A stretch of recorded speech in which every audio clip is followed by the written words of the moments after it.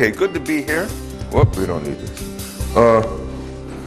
I found a history of teaching. Oh, but I found a history of teaching math. If you want a copy, it's my email address is rosenshine@uiuc.edu.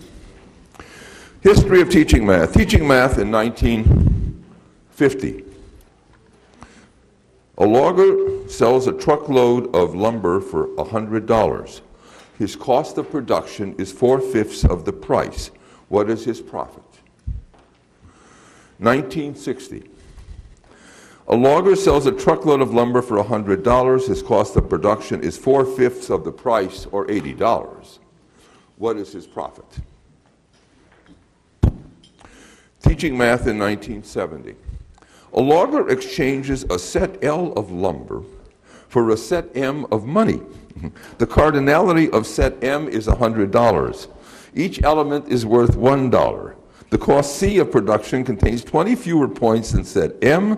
Represent the set C as a subset of set M and answer the following question.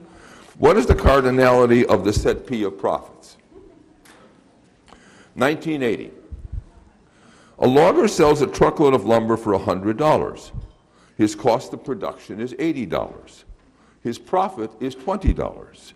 Your assignment, underline the number 20. Teaching math in 1990. By cutting down beautiful forest trees, the logger makes $20. What do you think of his way of making a living? How did the forest birds and squirrels feel as the logger cut down the trees? Teaching math in 2000. A logger sells a truckload of lumber for $100. His cost of production is $120. How does Arthur Anderson determine that his profit is $60?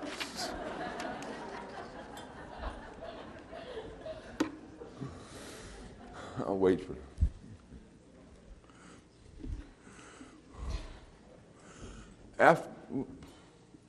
I'm going to begin with an overview of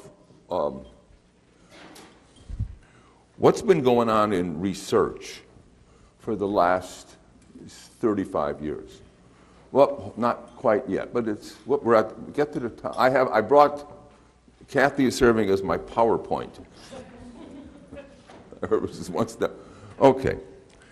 After 50 years of heavily funded research, there is no stable consensus regarding best teaching practice. There's no common body of knowledge. There are no common standards of practice. At one pole, we have romantic ideas of children joyfully teaching themselves. These ideas have been expressed in whole language experience, open education, discovery learning, child-centered education, hands-on experiences, and constructivism. At the other pole, we have the results of empirical research results that have shown the advantage of instructional support and systematic instruction. In her last book, The Academic Achievement Challenge, Jean Shaw said that in reading, this romantic view, and romantic is her term, is imbued with love and hope. This view holds that a child learns to read as naturally as he learns to speak, if only we encourage him to use his language and his cognition when he reads interesting books. But sadly, she wrote, this view has been proven by research, theory, and practice to be less effective than a code emphasis, particularly for children who are at risk for learning to read. This conflict between a romantic approach to instruction and an empirical approach to instruction is not a question to be decided, Jean said, by more research. It's not the research, she said. The results of the research on beginning reading have been the same since the 1920s. The problem is getting people to accept the results. of the research. But I believe, sadly, that the vast majority of academics in curriculum and in teacher education will not accept research results that conflict with their romantic, sentimental, child-centered ideology. In her last book, Academic Achievement Challenge, Jean said that teacher-centered learning, which we're going to be talking about, is particularly effective for those who enter school with limited knowledge, language, experience, and skill, regardless of social class. The traditional teacher-centered education works for children with learning difficulties because it provides more structure and more direct instruction than does a progressive child-centered approach. If children who lag behind are not given the additional instruction they need to continue to make progress, they will fall further behind in each successive grade. The teacher-centered education works for children with learning difficulties because it provides more structure, more support, and more systematic instruction than does a progressive, so-called child-centered approach. This instructional support includes providing children with prompts, scaffolds, and guided practice. This support includes sequencing material so that confusion is minimized, practicing new material in small steps, and providing for sufficient practice and mastery. If there is any learning style that is supported by the research, it is that naive learners profit when they receive a great deal of instructional support. But it is unfortunate that these very supports and scaffolds are rejected by romantics in their misguided cause of helping children. The losers in this conflict are children from less advantaged families. This is a perpetual problem, and I'm going to sort of give a history now of what's going on in this romantic and pragmatic conflict for the last 35 years. In 1962 to 1965, they had the national government, federal government sponsored the first grade reading study.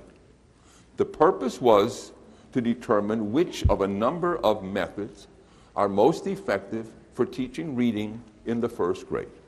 They used standardized tests in them all. There were language experience approaches. Whole language wasn't invented. That was the precursor of whole language. There was sight reading, and there were various phonics approaches.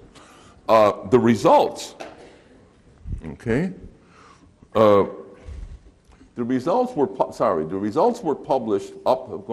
results were published by Jean Shaw in sort of her major book, 1965, The Great Debate, where she said clearly, phonics approach, systematic instruction, was clearly more effective than the whole language experience approaches. Okay, done, we're settled, everything's fine now, down one, please. So by 1970, we threw out the phonics and substituted open classrooms, where kids were going from station to station and teaching themselves. Okay, down one more. Sometime in the 1970s, the principals decided to put the walls back up.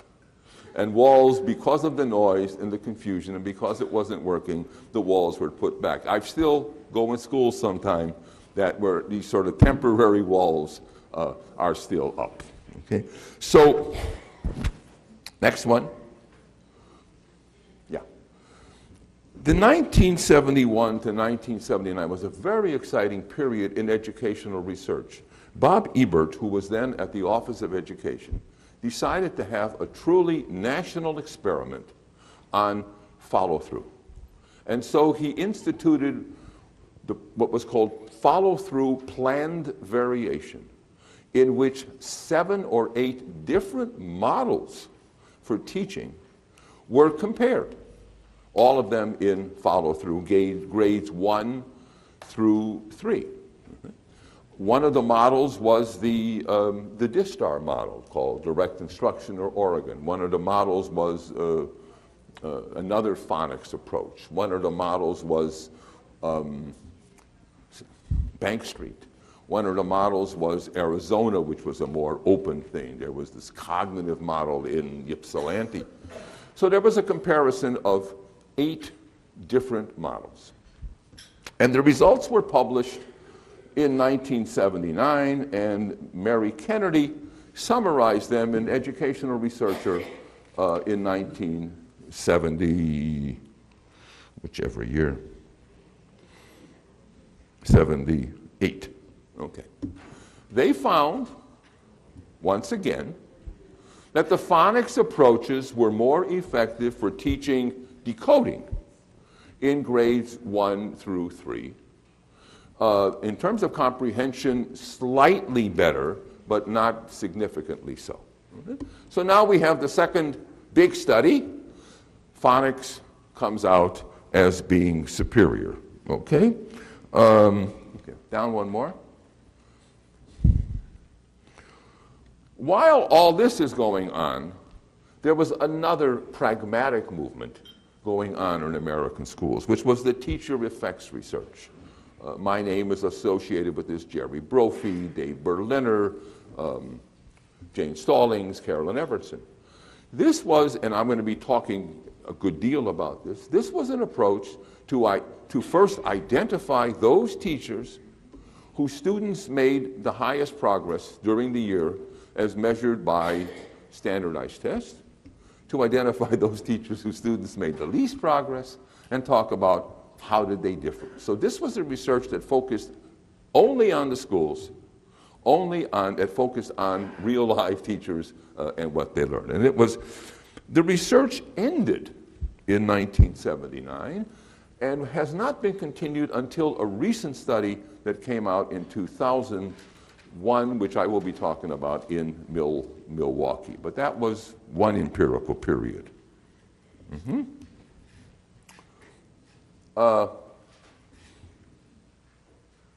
Okay. Oh. Another period, and this both of the other presenters have been talking about, from 1980 to 1992, this is when the cognitive strategies, those that are in Kolzoff's, well, those that are particularly in your volumes, the Kolzoff material and the Ellis material, are all on what, and I'll be talking about that, what strategies could be developed that will help kids develop their learning. So this period was going on in that period. Down one more. All of it? Yeah. And from 1990 to 1980 to 1992, there was a third strand of empirically based research. This was the comparisons of internal processing, expert novices, and schema theory, and how we process knowledge. And so we have these 3 strands, which went on until about 1990, which focused on one on teachers, one on cognitive strategies, and one on simply basic information processing. And I'm going to be talking about all 3. In fact, all 3 are summarized in my paper and in the attached paper. And the reason I say convergent, as we'll talk about, is the results of all 3 fit together. There's really no conflict. Okay, but that's going on. Next. That's it. Stop there. Cover it up, cover the bottom of it. Okay. Despite Gene Schall's book, despite the first year study, and certainly despite the follow-through results, in 1987, California threw out phonics and mandated for the whole state whole language. I had a question yesterday saying, how do you feel about state legislatures mandating educational practice? Not too hot. How do you feel about the state of California, this is the education department in the state of California, mandating whole language? Not too hot either, okay. This is the romantic view that Gene Schall was talking about. This is a very dominant movement, and they threw out and they mandated whole language. The state of Colorado mandated whole language. The education department. The state of Arizona mandated whole language. Next. Also in 1987 was the birth of another part of the Romantic constructivist movement.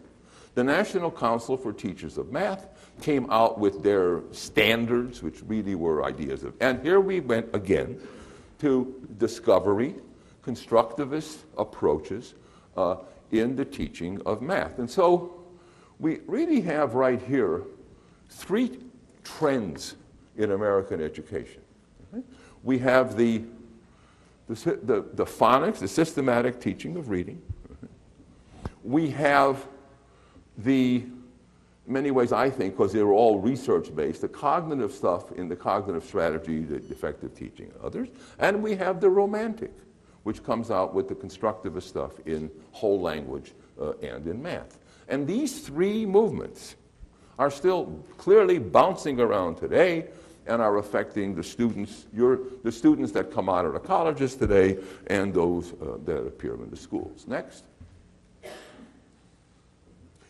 One of the more exciting studies, and I hope to talk more about that, is the cognitive apprenticeship study of Collins, Brown, and Newman. This fits with the scaffolding, the notion that we're training students in cognition. Next. In 1990, Marilyn Adams publishes Beginning to Read, a survey of the research on teaching of reading since Jean Shaw's book in 1965. And what did she find? She found that the phonics approach is what was supported by the research. Okay, so this is 3 years after the thing. Okay, next. You might want to move the whole thing up now. In 1990, at an IRA meeting, Ken Goodman calls Marilyn Adams a vampire because she threatens the literacy of American youth. And he said, because she's a vampire, she has to be killed with a silver dagger. You don't believe I said it? Go to Google, punch in Ken Goodman, vampire. There it is. Even though the research supported Marilyn Adams, the leader of the Romantic movement, certainly the leader of the whole language movement, Ken Goodman, decides that regardless of the research, Marilyn Adams, who wrote this research book, should be thrown out. Next, please. Move it up a little more so they can see it. Here comes another review. In Review of Ed Research, Steve Stahl reviews the research on basic reading, again looking at more of the experimental studies. Again, phonics comes out. Again, more schools are mandated whole language. Next. By 1995, however, scores had deteriorated enough in California that they said, well, let's bring back phonics. And so the state of now, the Board of Education decides to put in what they call a balanced approach to reading.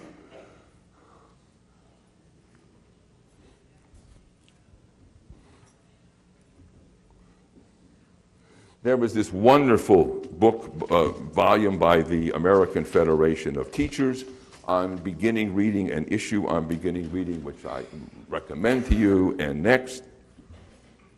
By 2002, California said, this is now, that they are only going, you can use any basal you want, but the state's only going to pay for 2 of them. And one of them was well known, the open court reading series. So Ken Goodman, he of Marilyn Adams fame, says, nothing less than an inquisition is being raged by federal law against teachers and school administrators to limit their practice to mandated applications of officially sanctioned research findings and rooting out heretical whole language practice, a term that is being used for all. Ken Goodman is complaining that what he did to others is being done to him. Okay. There's the history.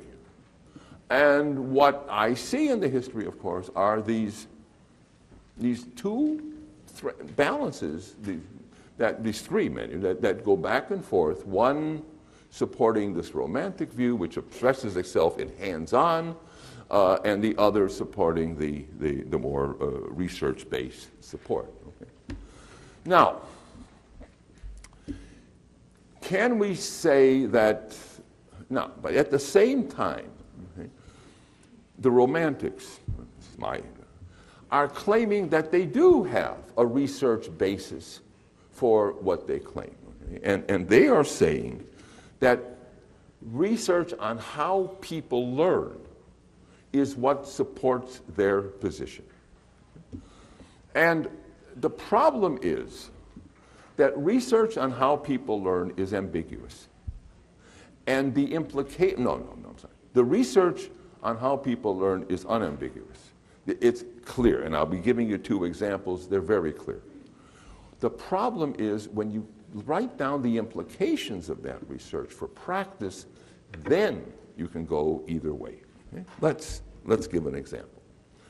The research says that we are highly rational people who act as rationally as we can with new information.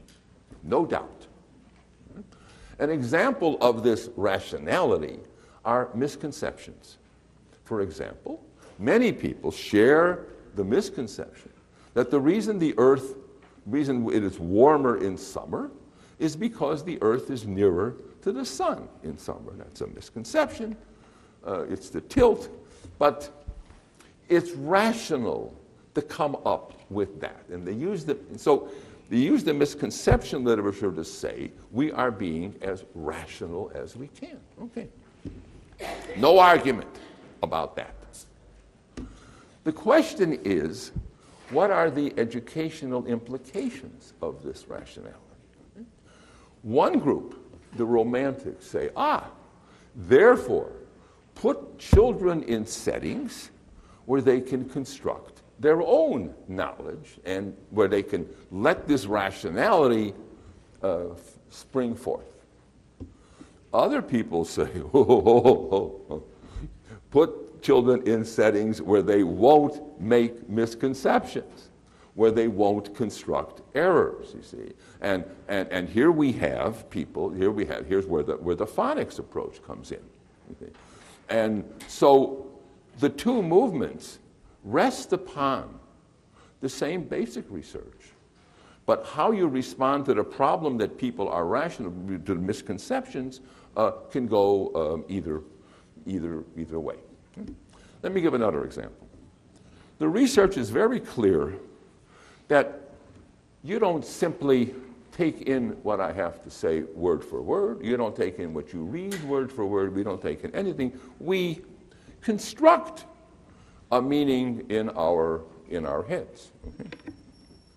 We use our background knowledge to construct meaning. Therefore, the less background knowledge you have, the less you're able to construct meaning. This background knowledge is sometimes called schema.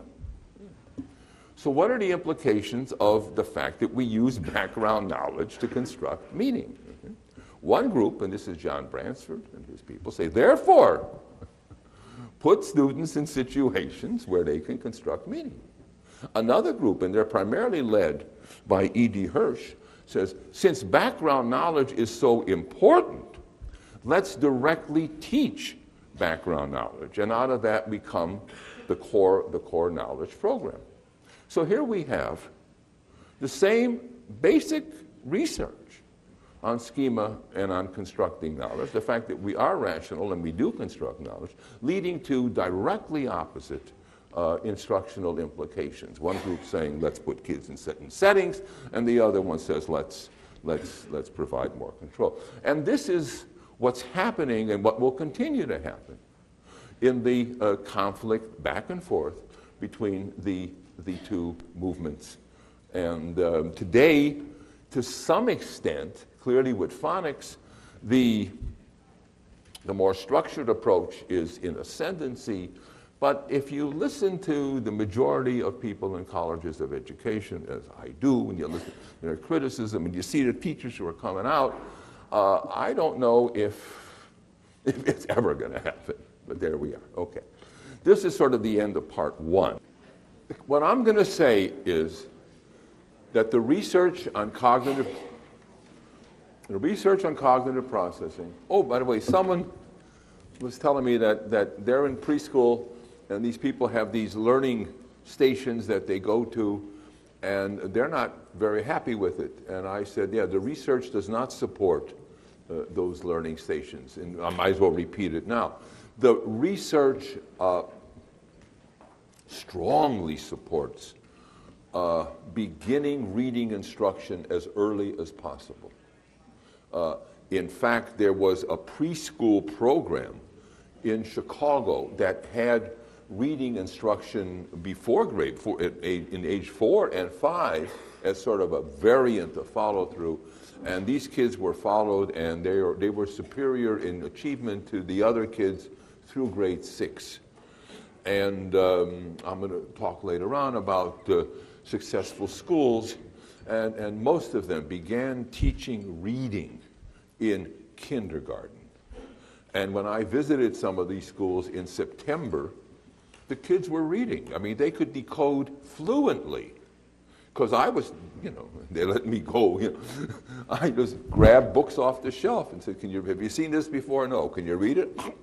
And they did it. So there's a tremendous case to be made for beginning this, particularly for all kids, for beginning, particularly for kids who don't come from rich environmentally homes, for beginning this instruction as early as possible. Yeah, we talk about that on the panel, but yes, tremendous support. Okay, cognitive processing. Okay. Now, my point here is that if we never did classroom research and only looked at the cognitive processing research, you could make a case for teaching in small steps, for providing support, for review, for processing, for many of the things that we hold dear. And this point is summarized in the paper, in my paper, which I handed out there. And I'm one who likes to read a play after I've seen it, not before. So what I'm hoping to do now is to give you an overview, an introduction to the paper, which, given that I've been revising this paper for 10 years, is starting to get into shape. So it's getting pretty useful now. So there it is. Okay.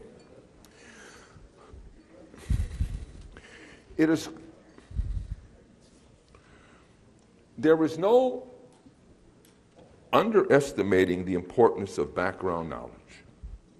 Simon and Hayes wrote, "There is no substitute for learning the prerequisite knowledge if one is to solve a problem." If we look at the differences between experts and novices, a major difference is the extent of their background knowledge, the overlearning of their background knowledge, and the connections between pieces of their background knowledge. Che and Shi wrote in 1980, and there's no reason to change that today. How do you create experts?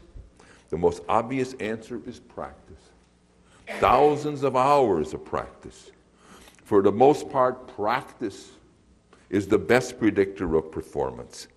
Practice can produce a storage of patterns and a set of strategies. It's easier to learn new material, to work on new material, when you have the background knowledge. Much of what I'm going to be saying, much of what has been said at this conference is easier for you to assimilate because you have background knowledge in this topic. By meaningful information, we mean someone has connections. Someone has the internal connections between these pieces, okay? Now, a major difference between experts and novices is that the knowledge of the experts is in, as we say, meaningful chunks, meaningful pieces. If a chess player looks at a chessboard, they can memorize it quickly, so that novices look at the chessboard and, don't memorize it. How have they memorized the position of 32 pieces on the board? That's a lot of things. What they see is patterns. And what they're memorizing is 4, 5, 6 patterns. Okay? How do we know that? Because when they show the same chess masters a board randomized and ask them to recall what they saw, they can only recall about 7 pieces. So the difference then is that when they have patterns, chunks, they can do more. What comes through education, what comes through learning is the development of these patterns. And the more patterns you have, then the easier it is to use them for higher level thinking in your area. Okay? Our working memory can only handle a few pieces at a time. 7. For some it goes up, for some it goes down. Once I could handle 11. Now I watch it drops a little bit every year. I think I'm down to 5 now. If a telephone number, it used to be 12 digits didn't bother me. Now any more than 5, and I got to write it down. That's the limits of our working memory is in pieces. The advantage of expertise is that they have been able to chunk. I used to teach U.S. history, and you say, for me, you say the Reconstruction period, and it chunks just a whole large array of that. So the difference between experts and novices, one is, of course, that experts have more information. Okay? Secondly, it's better organized. Okay, they have automated. They have more chunks. Experts understand the big picture because they can identify particular instances in this problem, whereas novices have the smaller pieces. Now, are experts better in higher level thinking? Because people say we have to teach kids higher level thinking. Well, let's think about that. Okay? They did a study. They found professors of cardiology, and they gave them problems, and they thought aloud as they solved them. And then they had students, medical students, also in cardiology or in the cardiology class. They gave them problems and had them talk about it. Clearly, the cardiology problems saw chunks. Their thought processes were better. They worked forward instead of backward and solved it in less time. And they did the same thing with endocrinology. The endocrinology professors had more chunks, more background knowledge, solved it better and quicker than the endocrinology interns. Okay. Did the cardiologists, did the endocrinologists have better, higher level thinking? Certainly in those areas they did. Now, what they did is they took the cardiology problems and gave them to the endocrinologists. And they gave the endocrinology problems to the cardiologists. Now what happened? They acted like novices. They were no better than, actually they were a little worse than novices. Because they took analogies from their field. So the cardiologists took cardiology analogies, applied it to endocrinology, and they were wrong. The point, I think, is the importance of background knowledge and the idea that you can't override background knowledge or get around background knowledge by saying we're teaching higher order thinking skills. They don't exist out of, even if they do, they can't, no matter how brilliant someone is at analogies, and logic problems and all that, it doesn't help if you don't have the background knowledge. Okay? And that's what the research on information processing is showing.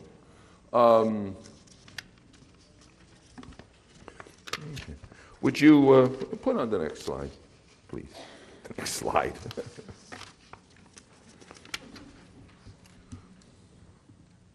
We've had all this. Hold it. Way at the bottom. Yeah. Okay. Instructional support. Bring the whole thing. Okay. Instructional support. Bring the whole thing up. Because of the a main point here is the limitations of our working memory, as you well know. Sitting in a lecture yesterday, there's a limit in how much the working memory can process, can take in at any one time. Okay, it gets swapped. Okay, so what do we do to help people, help students, help others because of that limitation? You see, the notion is you provide support, okay? And here are supports. You provide an outline or an overview so that you can focus on where you're going. By the way, one of the problems with constructivist approaches, particularly asking kids, is that the kids, particularly the lower kids, can't distinguish the relevant from the irrelevant. And they frequently pick up on the irrelevant because now an outline helps focus, helps reduce that irrelevancy. Okay? Teaching material in small steps. I don't know why any presenter doesn't do what I do. I mean, there's a limit to how much one can take, and this small steps applies here. The concept of teaching in small steps was learned. Actually, Jerry Brophy came up with the notion. It came from his analysis of the research on effective teaching. This is what, and when I get to it, the Milwaukee, particularly these recent teachers in Milwaukee, I saw they taught, they modeled, they taught, they practiced. They modeled, taught, practiced. It was always model, teach, practice. That small step sequence is what was going on in all of their classes. I've been in classes where that's done, and you see this, the kids are just having, because they're successful. One of the things that comes up, and I wrote in the effect, is the importance of a high success rate. Well, one way of obtaining this high success rate is teaching in small steps. This is, but it comes, not only does it come from the teachers, you see, but it comes from this basic research on the limitations of our working memory, on the need to process material before we put it into our long-term memory. Active participation. Active participation refers to this processing. The processing that we go, this is where you say, to say it in your own words, this is what what homework is supposed to do. This is what talking to your neighbor, this is what reviews do. All these things which help us act upon the knowledge so that it's coded in our long-term memory and becomes more accessible. D, provide for over-learning. When something, by over-learning, we don't know how many times you have to teach it. By over-learning, we mean it's readily accessible. The point about, it's not only phonics decoding, you see, that has to be taught, but it's decoding to the point where it's done automatically. You don't have to stop and sound out the word. This is another reason why vocabulary becomes important. When a kid is reading, they have to stop and puzzle out the word, then the working memory becomes, more pieces of the limited working memory have to be used, and fewer pieces can be used for comprehension. But if you're going through it automatically, so that you don't have to think about the words, or at our level, you don't have to think about the meaning of certain vocabulary in it, or at our level, okay, then there's more room that's available for comprehension. I tend to write in short sentences. If a sentence of mine is 3 lines long, I start cutting. I have friends who write a whole page. The reason I work very hard at that is because when we read a long sentence, our eyes wander, Our mind can't take it in. It's too many things you have to hold in your head before you can get to the meaning, okay? Now, the more overlearning you have in an area, if it's an old area, then we can handle the long sentences because we have the background knowledge. This overlearning becomes important in review. There's some beautiful little cards that Patton has produced that are available outside, and one of them is on frequent testing.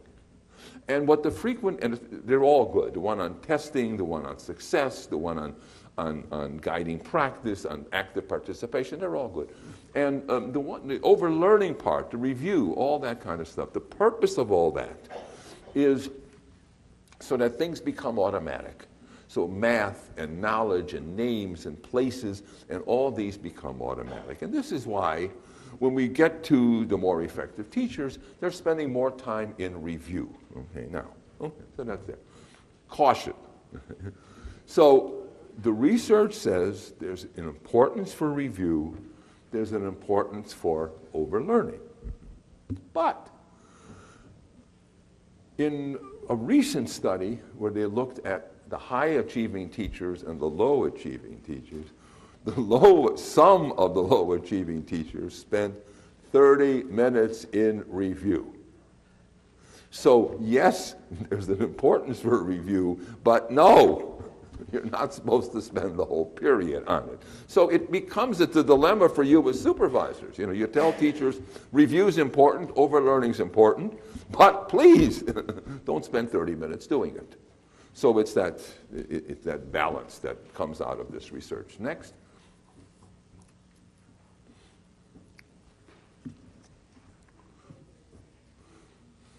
All right. We'll go right down. What you see here, way at the top. Can you get the top one here? Okay. Implications for practice. Many of these we've had before. Provide organizing structures. This is in your book, the work that Ellis and Kozloff are giving. They are loaded with organizing structures that people can use to get new information. Concept maps. There's a great idea because it helps students, all these scaffolds, help students develop the material. Provide for student processing by asking them to explain the material, to summarize, to apply. All this becomes necessary. Go on. Okay. So all these ideas derive not from classroom teaching necessarily, but from the research on human cognitive processing. Now, in the next section, I'm going to be talking about classrooms. And you're going to see that that classroom teachers do the same thing. We use words like direct instruction and explicit teaching and systematic teaching, but what we mean is the effective teachers were doing this explicit teaching and this systematic teaching. Okay? The less effective teachers were doing it poorly. We're not doing it systematically. So I wish we had a word that would apply to the superior teaching and could distinguish the superior teaching from the everyday teaching. We end up with words like explicit teaching, which was meant to refer to the superior teaching, and then it gets generalized to everyone. So when I'm really want to talk about the superior teaching, the teaching that led to the highest achievement. Okay? And I will go on and say, and I'll talk about that, in the late 1999, 2000, there was a new study in Milwaukee, again, of the high-achieving and the low-achieving teachers. Okay? And what came out, and I'll talk about that, was this same pattern and more. So there's nothing invalid about this pattern in this new study, well-done study, 20 years later. And what we see here is what they did. This is systematic teaching, as you've heard about it. This is the so-called direct instruction that people castigate. This is this terrible teacher-dominated theory. I mean, once the romantics start, there's no end. But this is it. And what comes up, what came out in the Milwaukee study was how loving and caring and concerned these teachers were. When I would talk about this stuff to teachers, and frequently they came up to me and said, "Thank you for saying that systematic, well-organized teachers are also concerned about kids and also care about kids." Actually, it's because of the care that this comes out. So here is the general pattern that emerged not from academic research, but from the teachers themselves. And it's been replicated in Milwaukee recently. Okay, let's see it. Okay, now we can kind of go down the sections. We'll start with, we can do it. Review. There's nothing new about the review that didn't come out. In fact, there's nothing here that wasn't in the information processing research, which is why I say convergent. There's the review. And they would spend 4, 5, 6 minutes reviewing numbers, letters, facts, previous learning, whatever it was. And sometimes they'd review the vocabulary that had to be used for the story, you see. But then again, one of these Milwaukee teachers spent 30 minutes on review. And this is one of the complaints. So this is the balance here. Next. All the way down. All the way, there we go, under guided practice. Okay. What comes out in these schools, in these classrooms, is this mixture of presentation and guided practice. And the only way to express it is with these arrows. It isn't there's presentation and then there's guided practice. The poor ones did that. There's presentation mixed with guided practice. Of course, the stating of lesson goals. Of course, the detailed instructions. But there we have the teaching in small steps. And if I were to say what do I like you to, of course it's all there in the article, what do I like you to take out of this research? Sort of one of them would be the importance of small steps so that the mind doesn't get overworked, what I'm trying to do in this setting. Okay. Guiding practice by providing, and here I'll come up with more later, providing models, thinking aloud, working examples, supervising students as they did the examples.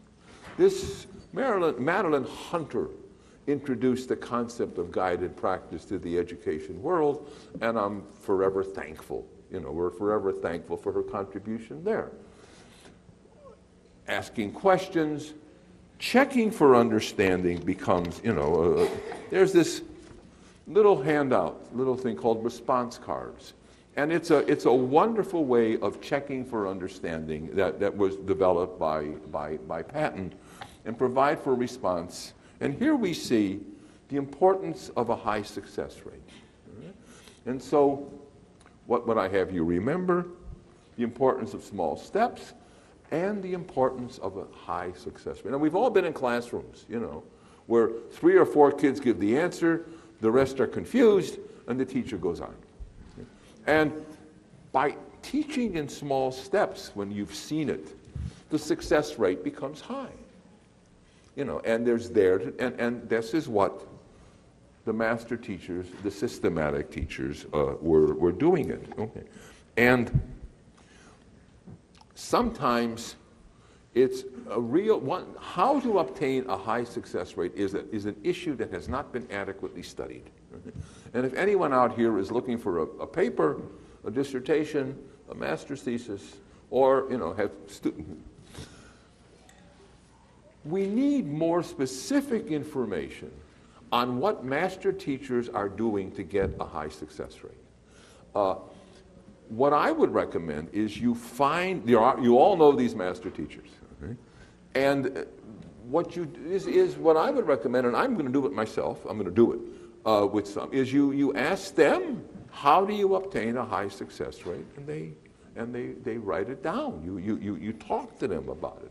And then someone sits in the back of the classroom and observes how they're doing it and talk back and forth. And what I think, this is what they call qualitative research, but it's a case study of known effective, known high achieving teachers.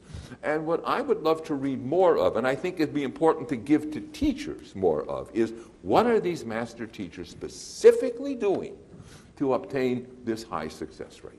Okay? We know they're teaching us, and we don't have a literature on that.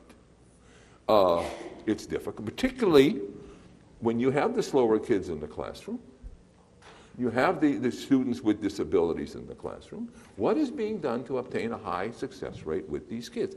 We know they do it. There's not enough on it. Now, in this Milwaukee study, they were able to locate 8 teachers who were consistently high achieving in reading and math for 2 years, and 5 low. And I'm going to go up, as soon as the weather gets a little better so I can go jogging in the Milwaukee forest, I'm going to go up to Milwaukee and visit these teachers because they're still teaching. Sit and talk to them about this subject. And I hope that more people do it. But this is sort of the essence, this small step guided practice mixture. Next. Up.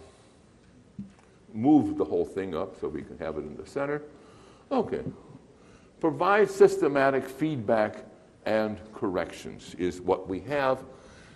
The literature is really not sufficient on this.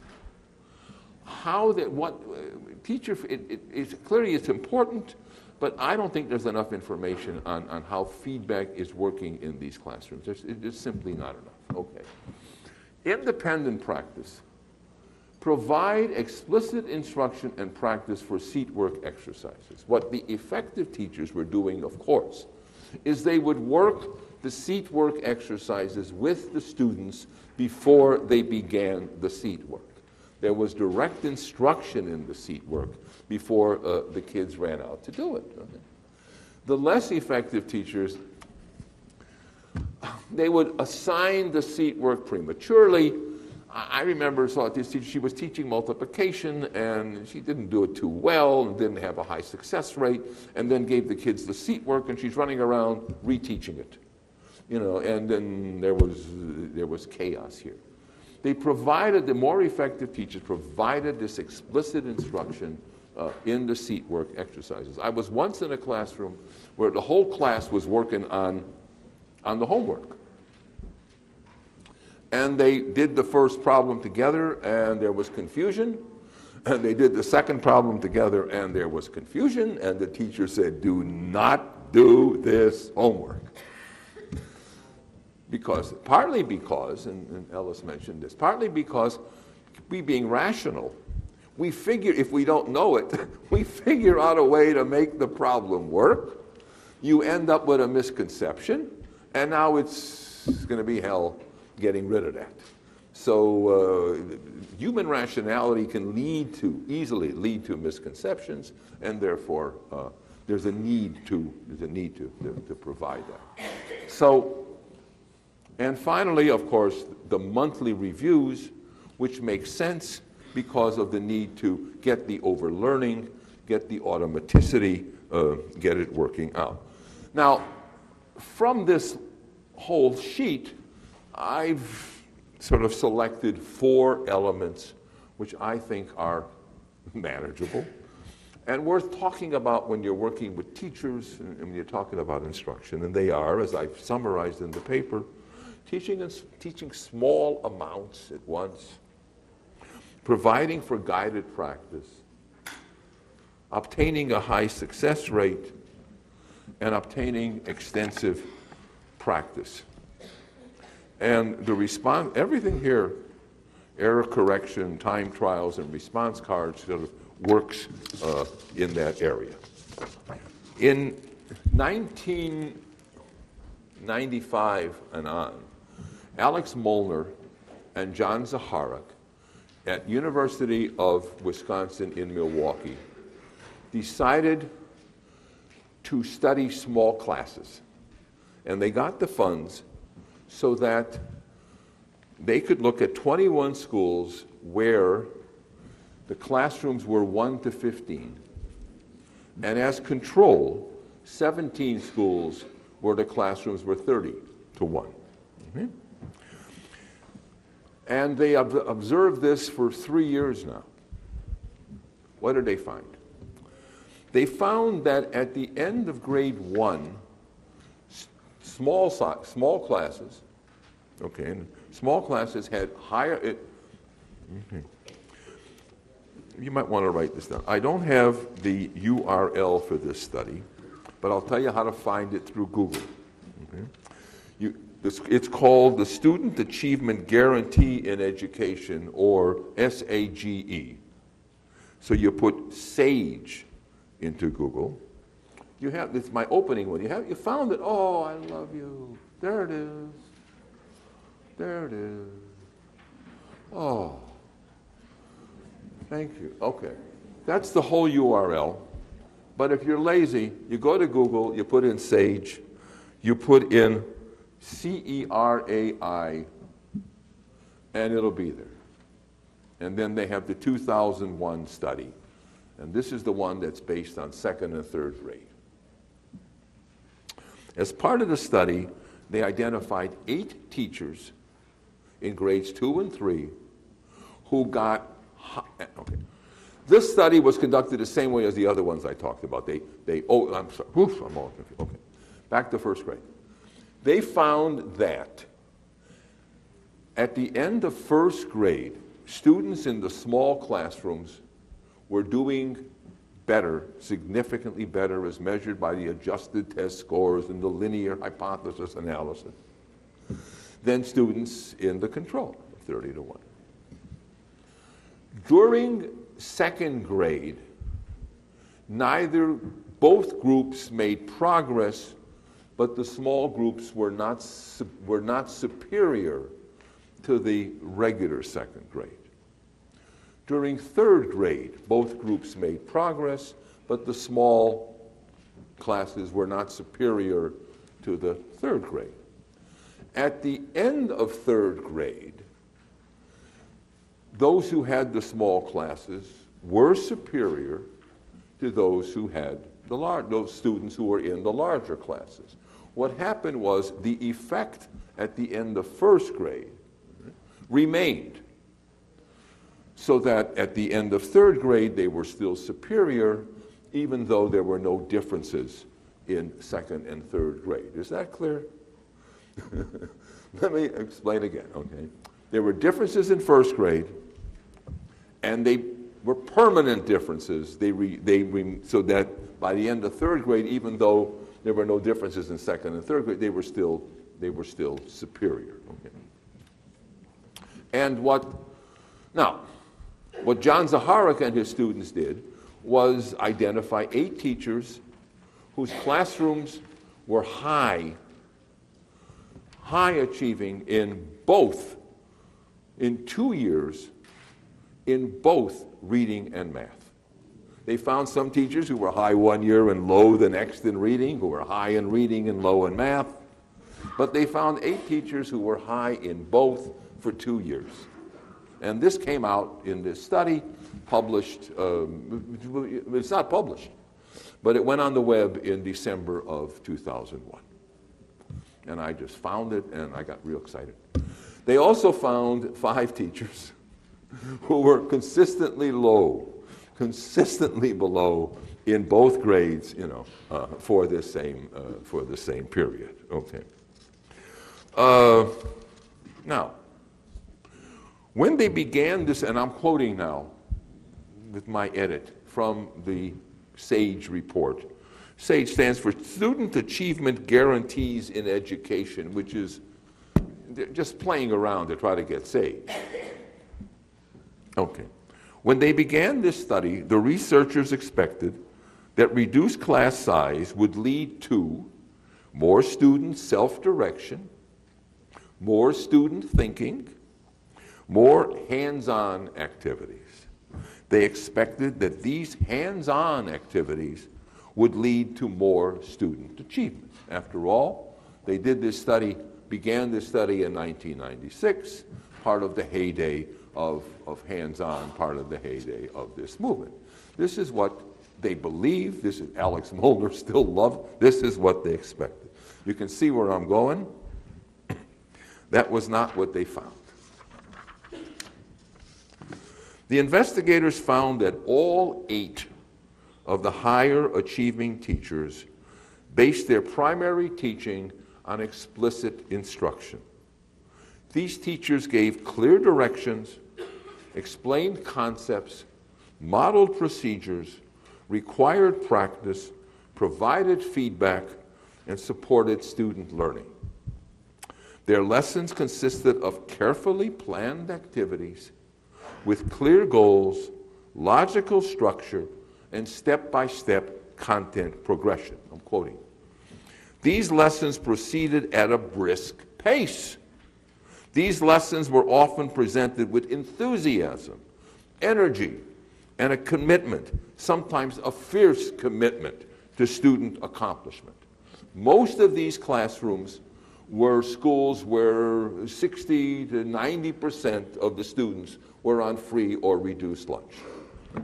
A fierce commitment. There were times when a teacher would digress from a lesson, but these times were rare.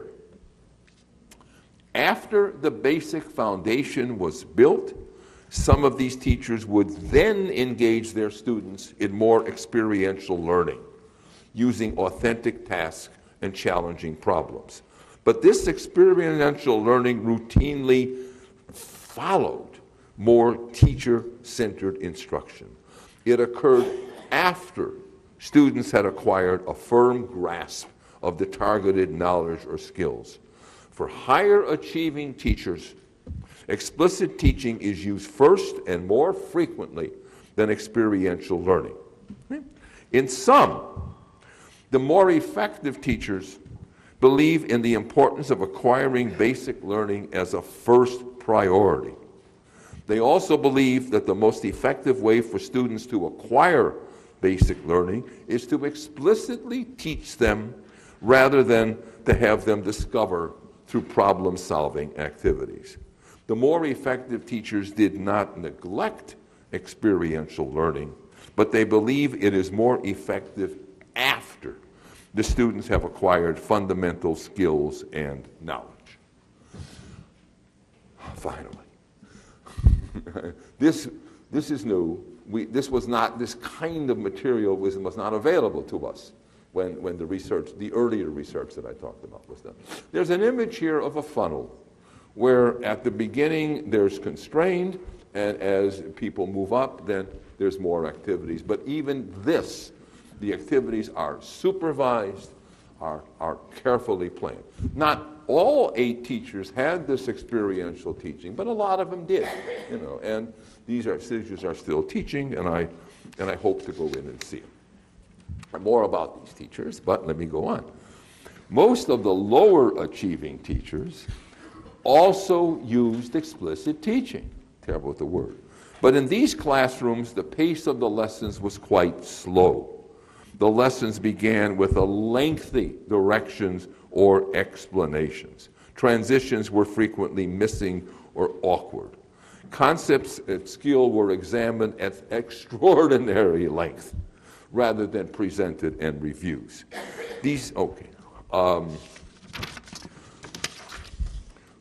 The actions of many of the lower achieving teachers they were warm, they were sweet, but they said the actions lacked enthusiasm or diligence.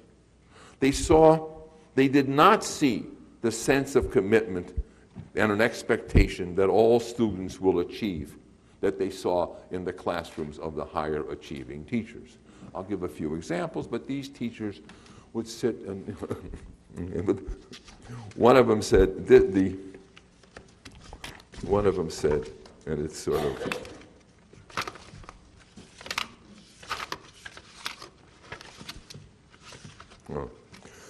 This is teacher L3, low 3. Teacher was consistently gentle, kind, and soft. L3 preferred exercises consisting of a minimum amount of work spread out over a long period of class time. You know that teacher. I've seen those teachers, and that's the difference. Okay. Classroom management. And they were able to combine both classroom management. When we were doing this, we're doing this research in the 70s, there was also some extensive work on classroom management, but it was almost separate.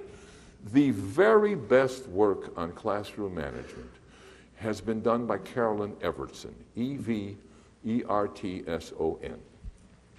And if you look up Evertson classroom management in Google, you'll get the reference. She has books on elementary and junior high.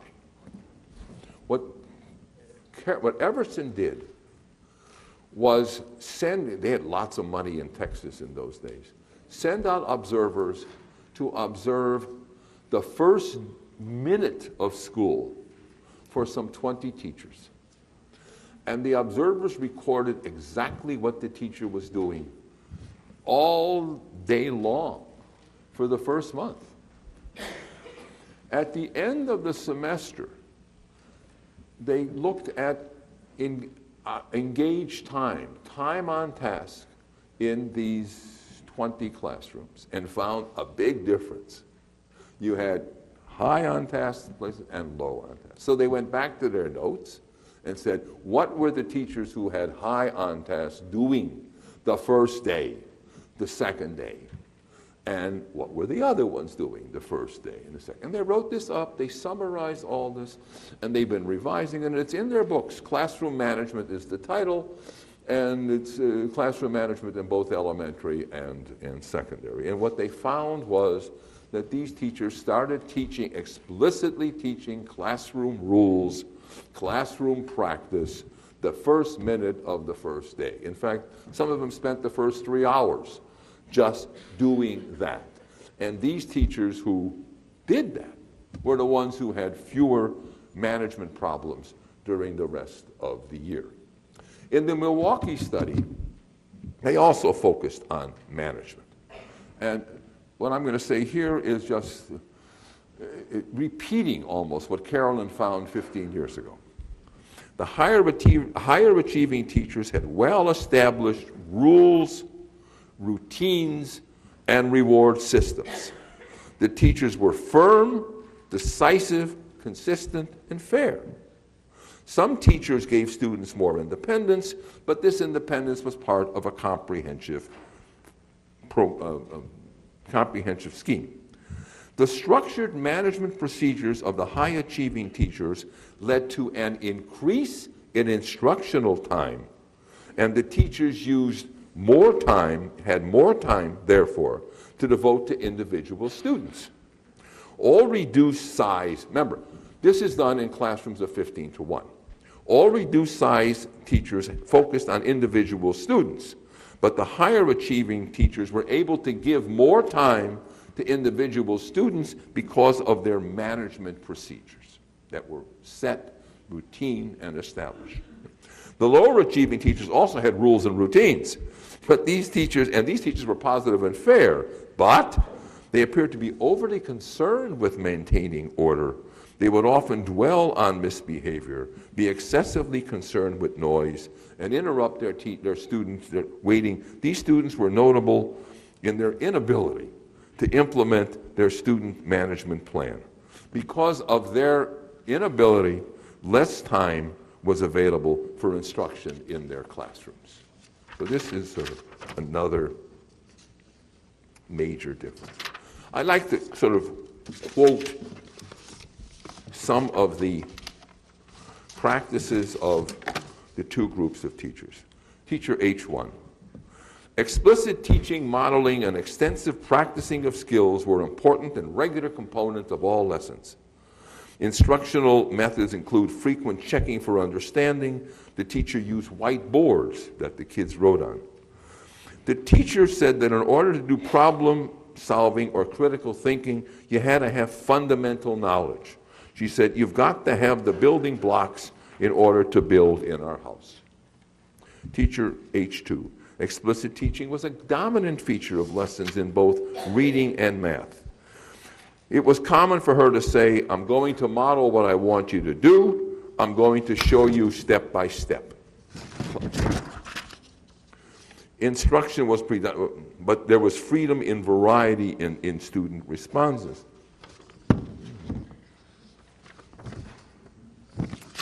Teacher H5. She frequently checks for student progress, both formally and informally. She insists on frequent reviews. But much of her awareness comes because of her style, includes constant interactions with the students. Some of the low teachers. During an hour-long reading class, for example, each student read just one short passage and answered one question. Throughout, L3 always had all students do the same work and the same time. Even sharpening pencils took a long time, as L3 had students line up at her desk as she sharpened each of their pencils. You've seen these teachers. I don't know, the pacing, this is L2, the pacing activities was characterized by spending 1/3 or more of the instructional time on startup activities rather than processing a new school. In an effort to ensure each student's understanding, the pace of instruction was slowed down to accommodate one student at the expense of the entire class. A vocabulary practice of words for a new story took up a whole lesson. The students were given a sheet of 25 or more words and asked to study the words while she dealt with a student in the hall. Next, students were called on to read each word aloud. The students were told to highlight the word. The teacher walked around. One class lesson spent on learning 25 words. So there's, a major difference between the more effective and the less effective. The commitment, the organization, the progression, and this going on. As I read about the low teachers, I don't know what to do. I don't know what could be done. In many ways, it's because of the problems with the low teachers that people go to more structured stuff, although I don't know what, you people know, I don't know what can be done with these low, these, by the way, are not new teachers, okay? L3, 15 years teaching. L1, 5 years teaching, 14 years teaching, 3.5 years teaching, and 30 years teaching. So, okay. All right. We pause again for the survey. What we have so far is the consistency between the 1970, between the cognitive processing research and the teacher effects research, and a lovely an expectation in Milwaukee that teachers would use this reduced time to go into project methods and hands-on, and that's not what they did.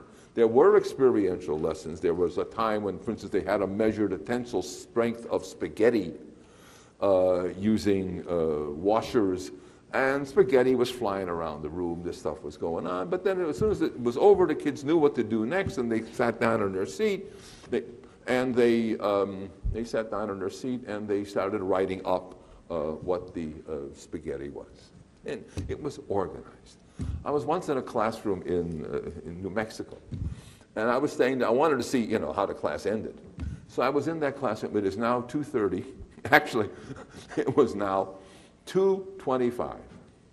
And I know school's going to end at 2:30. Teacher is teaching away.